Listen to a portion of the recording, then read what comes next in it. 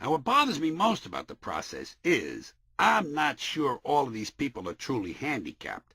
Some of them don't look that fucked up to me. I think there's a fairly hefty amount of bullshitting going on at the check-in counter. The whole fiasco begins just before the flight with the parade of wheelchairs. And apparently just about anyone can get their hands on one of those airport wheelchairs. You know the ones I mean? The ones the airlines provide. Not a wheelchair some guy brings from home. I don't mind that. I figure if a guy's laid out money for his own wheelchair, he's probably legitimately fucked up. And I don't mind a guy getting ahead of me if he's legitimately fucked up. You know, like if a huge chunk of his head is missing, or he's got a whole caved-in chest, and 2 or 3 of his limbs don't work. Generally, in a case like that, I'm going to give the guy the benefit of the doubt. I say roll his ass down the jetway and let's get the fuck out of town. But to me, some of these airline wheelchair people don't look that fucked up. They just look old. And my guess is they're lazy. A lot of old people are lazy, because somehow when they hit their 80s or 90s, they think it's time to take it easy. Old people aren't spry and full of ginger anymore. Now they're all just lazy. And frankly, I think they're just trying to get a free ride to the gate. But let's get back to the actual process of boarding. As soon as the wheelchair derby is over, the next thing you have to contend with is these people who show up with canes and crutches, what I call the quasi-handicapped. And even though I'm willing to cut the wheelchair people some slack, I'm not so easy on the cane folks. I'm convinced most of these jokers with canes don't really need 'em. And once again, it's the old people trying to gain sympathy and get to the front of the line. It's obviously a scam. Have you noticed, for instance, how suddenly these canes materialize out of nowhere? One minute everyone at the gate looks perfectly healthy, and the next minute half of them have a limp. And before you know it, there are 20 or 30 people leaning on canes. I'm convinced that somewhere in the airport, which has now become a large mall with airplanes as a side attraction, there must be a little place where you can rent canes. Canes for planes.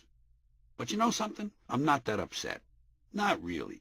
Because the best part about these handicapped people getting on the plane first is that they have to get off last. Fuck 'em! They always get off last. While they're still looking for their carry-on bags and rectal thermometers, I'm halfway into town. You see, life has a way of evening things out. As we resume our look at the advance of euphemisms, we have to keep a close eye on the image makers, advertisers, marketers, public relations people. And to repeat an earlier point, it's important to remember that over time, this trend towards softer language has only gotten worse. I don't know when the whole thing started, but I do know that at some point in my life, toilet paper became bathroom tissue. I wasn't consulted on this, didn't get a postcard, didn't get an email, no one bothered to call. It just happened. One day I simply found myself using bathroom tissue. And then, just as my loafers were becoming slip-ons, my sneakers turned into running shoes, and in no time my running shoes became athletic footwear. It was about then that a trip to the department store revealed that my lazy slob uniform of sweatpants and sweatshirt were now located in the section called activewear. The world was changing. I saw second-hand clothing referred to as vintage apparel. I saw toupees advertised as hair appliances, in keeping, I would imagine, with the dental appliances that had long since replaced false teeth. Of course, if you didn't want to wear a hairpiece or a rug, there's a nice old-fashioned term, you could always look around for a good, reliable hair replacement system. Keep an eye out for systems. They're everywhere. The clerk who sold me my answering machine said I was purchasing a voice processing system. A mattress and box spring set is now called a sleep system. And the people who sell mops have not been resting. According to a commercial I saw recently, the Clorox Ready Mop is now America's favorite mopping system. And if you think you can escape these systems by going for a drive, forget it. Your car has been systematically infiltrated too. The heater and air conditioner became the climate control system. Your brakes have been replaced by a braking system, and your seat belts and airbags are now known as the impact management system. You can't beat the system. Marketers will always strive to make things sound more impressive than they really are. That's why dashboards became instrument panels. And how's this for laying it on thick? A magazine ad recently informed me that the cars depicted were equipped with leather seating surfaces. When you get right down to it, you have to admit, marketing people have a ton of balls. The upgrading continued. At home, I found myself watching animation instead of cartoons. And it turns out all those TV shows I'd seen before were really not reruns. They were encore presentations. At about that time, I noticed that soap operas had begun billing themselves as daytime dramas. Theaters felt overdue for an upgrade, too, so they became performing arts centers, or sometimes performance spaces, in keeping with the spirit of certain nightclubs, who now speak of themselves as party spaces. The really hip just call them spaces. While all this was happening in smaller locations, the big arenas decided they wanted to be known as events centers. Center is another word that's become important. Hospitals have long thought of themselves as medical centers, but now libraries have joined the chorus, calling themselves learning resources centers. And just to wrap this section up, and returning to show business for a moment, no matter what size the place where entertainment was being presented, at some point it was decided they would all just be called venues.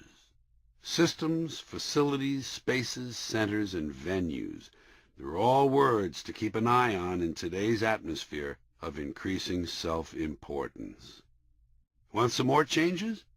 Profits became earnings. Personnel became human resources. The complaint department became customer relations. People started offering feedback instead of criticism. Car sickness turned into motion discomfort. Messengers became couriers. Junk mail morphed into direct marketing. Special delivery was suddenly priority mail. And after all these years, I picked up the phone and discovered information was identifying itself as directory assistance. I don't even want to mention my dismay at the fact that every old-fashioned shady used car dealer in a plaid jacket was suddenly selling certified pre-owned vehicles. By this time, the dump had become the landfill. I guess it was inevitable. The garbage men who fill it had long since become sanitation engineers. And in some cities, garbage collection was going by the fancy and misleading name environmental services. The changes even got me where I lived. According to the Census Bureau, my apartment had become a dwelling unit. And when I asked my janitor to put a peephole in the door, I discovered later that actually the custodial engineer had installed an observation port. One day, a buck-toothed girl told me she had overbite. That was the day I traded in my glasses for prescription eyewear. Of course, some of these language upgrades are more widespread than others. Admittedly, they're not all universal. For instance, we still have motels, but some of them wanted to charge a little more, so they became motor lodges. We also still have house trailers, but if they're for sale and profits are involved, they become motor homes, mobile homes, modular homes, or manufactured housing. So apparently, what we thought all this time was a trailer park is actually a manufactured home community. I guess the lesson is we never quite know what we're dealing with. Could it be that all these years on the Jerry Springer Show, we've actually been watching manufactured home community trash? And I guess you've noticed the trip to the drugstore has changed a lot. The products have all been transformed. To start with, the medicine I used to take is now called medication. I have a hunch medication costs more than medicine. Mouthwashes are dental rinses. Deodorants have been joined on the shelf by antiperspirants, probably because sweat has become nervous wetness. A plain old bar of soap these days is being described variously as a bath bar, a cleansing bar, and a clarifying bar. Can you imagine your mother saying, "Young man, if I hear that word out of you one more time, I'm going to wash your mouth out with a clarifying bar"? Doesn't sound right, does it? The hair people have taken liberties, too. Hairspray, too ordinary. Try holding mist. Of course, if you don't want holding mist, you can always turn to shaping mousse or sculpting gel, anything to get you to pay a little more. Cough drops have grown up and turned into throat lozenges, some even calling themselves pastilles or troches. Guess what? Right, $2 more for lozenges, pastilles, and troches. I can remember in television's early days when constipation was called occasional irregularity. These days, in a kind of minor reverse euphemism trend, we're back to constipation, which parallels the recent TV comeback made by diarrhea. No more lower gastric distress.